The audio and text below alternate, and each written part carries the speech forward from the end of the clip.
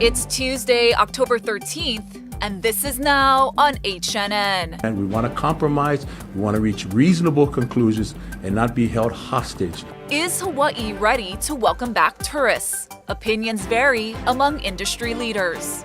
It's a very stable, very large lead. The general election is just weeks away, and a new poll shows the mayoral race has swung heavily in one candidate's favor. And not only you get the high speed, you get an enormous capacity. Plus, Apple unveils 4 new iPhones. These stories and more coming up on This Is Now.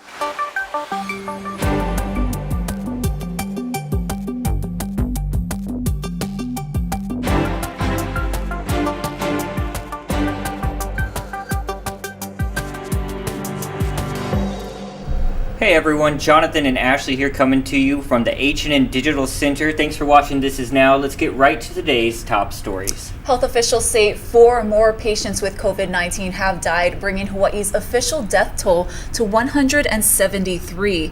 We're told 3 of the fatalities are on Oahu and 1 is on Maui. DOH is also reporting 62 new infections today. The breakdown by county shows 30 cases are on Oahu, 21 are on the Big Island, and 11 are on Maui. Also new today, with the general election nearing, a leader has emerged in the race for Honolulu mayor, according to a new poll by Hawaii News Now and Honolulu Civil Beat. Here's Grace Lee with more. Rick Blangiardi has taken a commanding lead in the mayor's race over Keith Amemiya. The latest Honolulu Civil Beat HNN poll shows that Blangiardi has 48% of the vote compared to 28% for Amemiya, but 19% remain undecided. It's a very stable, very large lead for Blangiardi. I mean, for him, this is exactly what you want to see going into the election. And of course, people have already started voting. So unless there's just been a catastrophic polling error, it looks pretty clear that Blangiardi will be the next mayor. Of course, there's still room for this to change. People are still voting, but this is a very substantial lead. It looks like a lot of Amemiya voters in the primary went over to Blangiardi, but very few Blangiardi voters went over to Amemiya. Amemiya is polling slightly stronger with Democrats, but Republicans and independents are siding with Blangiardi. Amemiya's campaign is reacting to these numbers, calling Blangiardi a, quote, corporate media mogul who has friends in every newsroom in town. Amemiya's campaign released internal polling numbers that they claim show that Amemiya is trailing by a much smaller margin. In full disclosure, Blangiardi was the general manager here at Hawaii News Now, but no longer has any affiliation with our station.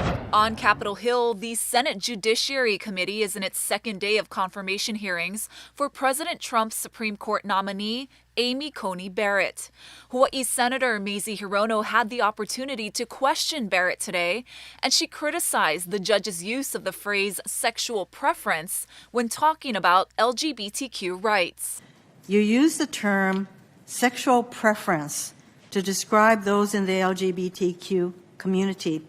And let me make clear, sexual preference is an offensive and outdated term. It is used by anti-LGBTQ activists to suggest that sexual orientation is a choice. It is not. Sexual orientation is a key part of a person's identity. The State Department of Transportation announced today that starting next week Friday, October 23rd, the speed limit on the Pali Highway will be permanently reduced from 35 miles per hour to 30 miles per hour in both directions from Waikanaka Street to Jack Lane. Officials say the change in speed limit is to support the future installation of raised crosswalks, which will happen in November. A lot of people are getting really confused about this. The state is getting ready to relaunch tourism on Thursday. Trans-Pacific travel opens back up for visitors with a negative COVID-19 test. Now, county leaders have been pushing for a second test upon arrival. We're told Governor Ige has now signed off on that request. Here's Billy V to explain all the latest developments. Now, the second test has been criticized by Lieutenant Governor Josh Green. Even Governor Ige himself has said that it's not necessary, but Governor Ige, we've learned, has changed his mind. He's now allowing counties to issue a second COVID test to out-of-state travelers. The problem is each mayor is drawing up his own proposal. So depending on where visitors land, there could be a different set of rules. So Kauai is working on an antigen testing program. The county has also proposed a tiered plan similar to Oahu, which would reinstate quarantines for travelers regardless of tests if cases get too high. On Hawaii Island, they're planning antigen tests at a site at or near the Kona airport. Results are expected in 15 minutes. If the traveler tests negative, he or she is free to go. And if they test positive, they must quarantine. We've talked to Maui County Mayor Mike Victorino, who's told us he's working on his own second test program. And on Oahu, Mayor Kirk Caldwell says the city is planning for a lab to process up to 10,000 tests per day. Then there's the question, who pays for it? Hawaii's COVID incident commander says the counties will have to figure that out. One of the, requirements is the county now had to start administering these tests, pay for all of the tests, and have it done at a county facility. So it made it very hard as mayor for me to agree to the terms that they set forth. There are also questions about the hotel industry, and there are disagreements if the resorts are ready to welcome back visitors while keeping workers safe. If we don't start letting tourists coming back here, and Local 5 needs to stand up to the plate and understand we want to compromise, we want to reach reasonable conclusions and not be held hostage over the demands of one union. It's just not going to happen in the right way. And the danger obviously is that, we're bringing people back together in the hotel, both guests and workers, we're bringing them back together. The Local 5 union represents more than 10,000 employees. The hotel industry says safety protocols have been in place for months. The union says workers will go back to work even if they don't feel 100% safe. We still have not heard any official word on the second test proposals from the governor's office. We're told that the state attorney general is working on the legalities of the new order, and an announcement is coming sometime this week. If you're thinking of taking a flight this fall, you may find fewer options or no flights at all.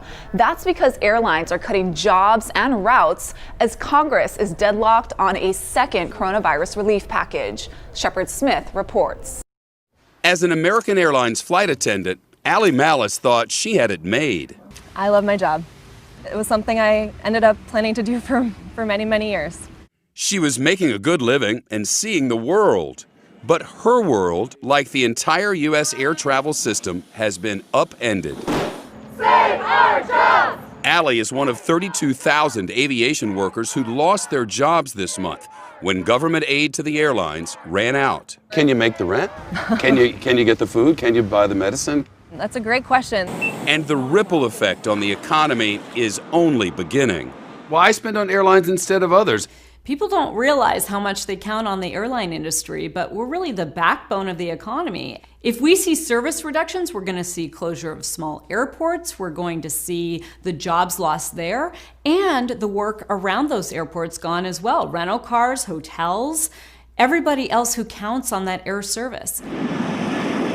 Without another round of payroll support, more layoffs and fewer flights are on the horizon. It's really important for the airlines to become far more efficient. And one way they do that is by stop flying flights where there's no profitable demand. When they can start to lay off employees or put people on furlough, that will help bring the cash burn down substantially. But Allie Malice is still hopeful. Congress will come through with a deal, and she'll be back in the sky soon. By passing this, we are paying our income taxes, we are supporting the economy, we are not drawing on unemployment, we are going to work. We want to work. Save our jobs! For CNBC, I'm Shepard Smith. For an inside look at the airline industry and what's at stake for the millions who depend on it, catch the new documentary Shepard Smith Reports Air Travel in Turmoil, premiering tomorrow on CNBC. Now with more on how the pandemic is impacting Hawaii's airline carriers, Here's Howard Dykes. United is laying off 13,000 people. American Airlines laying off 19,000, says it will cut more routes if Congress doesn't renew aid fast. Some endangered destinations are served only by American, like Williamsport, Pennsylvania, and Roswell, New Mexico. Delta this morning posted a summer loss of more than $5 billion. Hawaii counted under 51,000 arrivals in September. That was down 94% from last year. July and August had both been down 94% as well. Pre-flight COVID testing starts providing quarantine exemptions in just 2 days, and officials still can't give visitors a simple answer on what happens when they get here. Every year at this time, Social Security announces the size of its next cost of living increase, or COLA. There hasn't been much inflation this year, so the next COLA will be almost undetectable at 1.3%. Problems are still plaguing the state's unemployment virtual call center. A lot of people are getting a recorded message simply telling them to call back. Right now, about 120 workers are answering calls, but the state estimates about 8,000 different people are calling every day.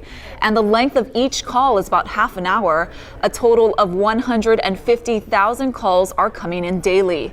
The head of the Labor Department admits to the Star Advertiser that operations have been slow going. Another 80 contractors are scheduled to begin next week.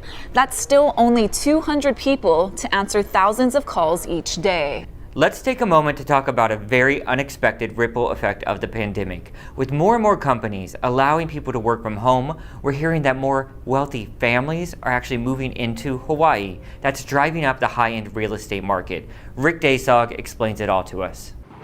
Even during the boom years, a for sale sign on Diamond Head Road was a rare occurrence, but these homes aren't being listed at fire sale prices. Despite the pandemic, real estate experts say the sales volumes of homes $1 million or more have picked up in the last several months on Oahu and some of the neighbor islands. The last couple months, it's been accelerating, especially on the stuff that's desired, the single family. Real estate expert Ricky Cassidy is talking about multi-million-dollar properties and condos. They're popular with people like Silicon Valley execs and financial service managers who are leaving the pandemic-struck regions. They keep their jobs and telework from Hawaii. In most cases, the very rich got on a plane, sometimes their own, and came out here, walked the property right before closing. Meanwhile, there's also a boom in prices for middle-class homes, propelled by low interest rates and new workplace trends. People are now working from home. So no longer is traffic so much of an issue. Realtor associate Mila Gibson-Bandman says Hawaii's stay-at-home orders has benefited some markets such as Central Oahu. There was a home in Mililani Mauka that was listed at $885,000. It sold over the asking price, went into escrow in less than 6 days, and closed at $947,000. Experts say that trend could continue unless interest rates go back up or if the economy here continues to get worse. Rick Daysog, Hawaii News Now.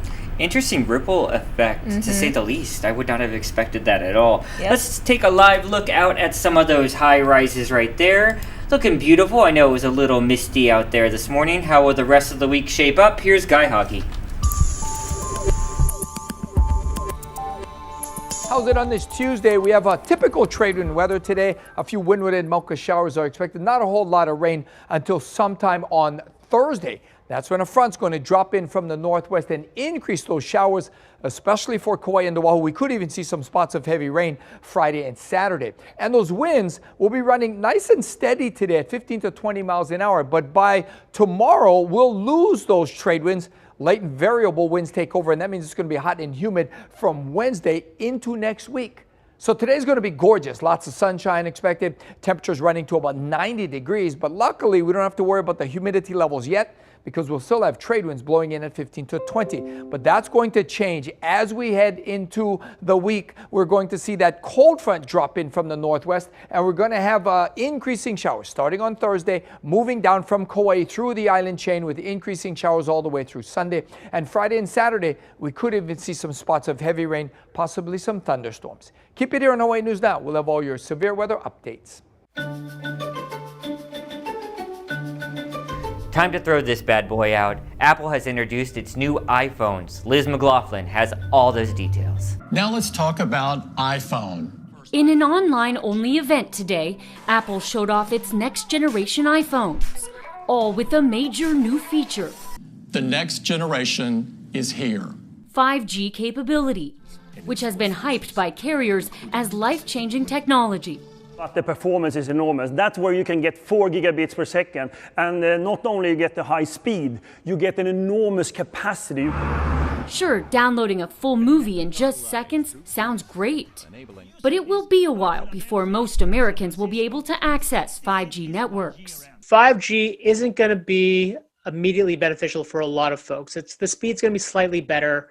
Apple says the iPhone 12, priced at about $800, is redesigned to be thinner, lighter, and tougher than its predecessor, with smooth flat edges instead of the round corners of recent models. It looks a lot like the old iPhone 4 and 4S. The iPhone 12 mini is what it sounds like, a smaller version of the iPhone 12. It's also the lowest price of the new models, starting at around $700. There's a lot of uncertainty in the market right now and a lot of price sensitivity for people.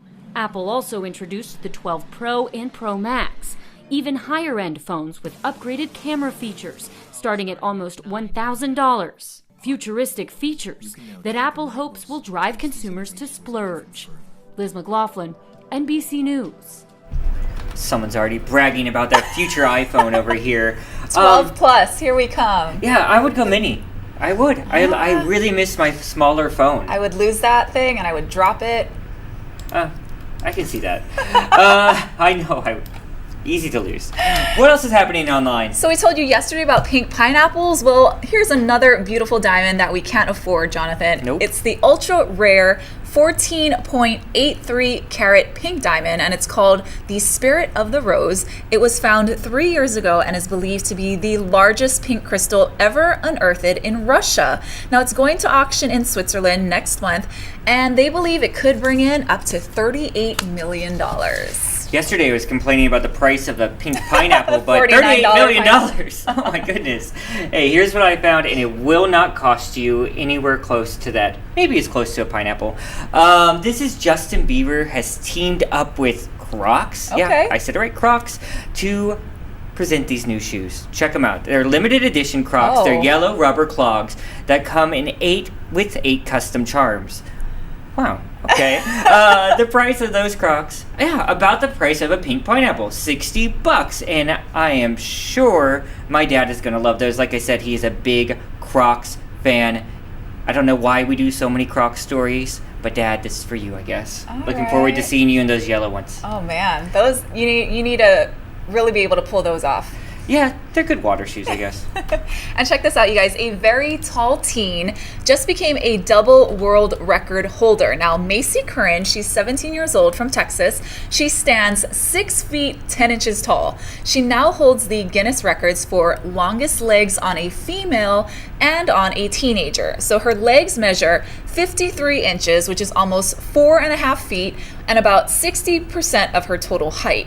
Now, obviously, Macy dominates on the volleyball court. She says she wants to be the world's tallest model and wants to inspire other tall women to embrace their height. Good for her. Good for her to embrace her height, too. I love that. Man. You had a really cool story that debuted yesterday. We're going to do a second run of it. Tell us about it. Awesome. So a collector in Georgia, she recently bought a camera on eBay, an old camera, and it turned out to be a lot more valuable than she expected. So the film inside the device was more than 40 years old, and it contained snapshots of a special time in one Hawaii family's life.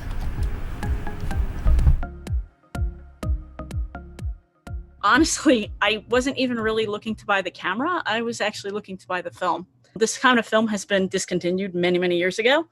But I do have 1 or 2 other cameras that use it. Atlanta camera collector Jody Benarock says she bought the old film and Kodak Instamatic camera from an eBay seller in Hawaii for about $60. She says she noticed the number 8 on the back of the device, which meant there were someone's photos inside. It'll show you like how many pictures are left. It's one of those things that camera collectors kind of enjoy. The combination of being fascinated and curious with what's on there with a little bit of fear of what's on there because you don't know. After developing the roll of film in her home studio, she came across these 4 photos. And then when I scanned it, I was like, oh, this is kind of cool. It looks like some kind of event. And then as soon as I saw the photo where it said Craven for U.S. House, then I went, okay, I can date this. The photos were taken in Hawaii in 1976 at a political rally at McKinley High School for John Craven, who was running for Congress for the first time. Craven was a top Navy scientist and nationally recognized educator who moved to Oahu in 1970 after Governor John Burns asked him to oversee the marine programs at the University of Hawaii. Benarox said with a little help from the internet, she was able to track down Craven's daughter, Sarah, who lives in D.C. I went into my office email and there was an email from someone I'd never met before, and it was very polite. It said they hoped they weren't intruding. They completely understood if I was freaked out by it, but that they had found this camera and it had pictures of my family from 1976. I was anything but freaked out. I was thrilled. Sarah was just 12 years old in these photos, but she says she remembers moments from that night vividly. I mean, the pictures are in black and white, but I can already remember how it felt and smelled to have those big red carnation leis, which I don't think people in Hawaii wear those anymore as much. So that was really a throwback. Sarah says her father passed away 5 years ago from complications from Parkinson's disease, but the photos brought back memories of his energy and enthusiasm. The timing of the discovery was also serendipitous since Dorothy Craven, John's wife, was celebrating her 95th birthday. Sarah said, "Mom, sit down. I want to tell you something you're not going to believe." I just thought it was sort of amazing. That's John, and that's me, and that's my daughter. In an album in her Honolulu home, Dorothy has photos from the same night. I think that was near the end of the campaign, or in the middle of that was when it was really going strong, yeah. She says John convinced her to move to Oahu in 1970 for a year, but they never left. She says that congressional campaign gave her family a unique introduction to Hawaii's communities, one she'll always cherish. I remember one day I had to go out to lunch with a bunch of Japanese ladies that had kind of like a club. And I was so nervous because I wasn't good with chopsticks, and I was just sure I was going to make a big mess. Those were people that I didn't know even, and they were always so gracious and they were always generous. And while the newfound photos are not the best quality, the Cravens say they're priceless. Kind of a way I thought it was like the universe sending us a lovely message for my dad, because that congressional race was a really important time for our family. We miss him a lot. Awesome story. And I love the way it concludes there, the universe sending a special message from her father. Yeah, for those wondering, John Craven did not win the Democratic primary, but he had like a decades-long career of extraordinary work after that. In science and all sorts of things I was hearing. He's fascinating. All right, we want to end on some just incredible video today. That's right. So check this out. It's a hiker's close encounter with a cougar in Utah. Now, experts say the big cat was trying to push the man away from her cubs. The encounter lasted roughly 6 minutes, with the cougar lunging, hissing, and flashing its teeth at the hiker several times. The man finally threw a rock and startled the animal, who then ran away. I deal with this every night when I come home. With Dracula? With little Dracula, yep. He's pretty vicious. Oh my goodness. Yeah. I don't know if I can Don't mess with that. Mama. Oh! John. Okay, maybe I don't deal with that. I don't have it that bad. You guys, that's going to do it for This Is Now. We have some press conferences coming up. EGAY at 1:30. Kirk Caldwell at 2:30. Look for the push alerts on your H&N digital platforms. Goodbye.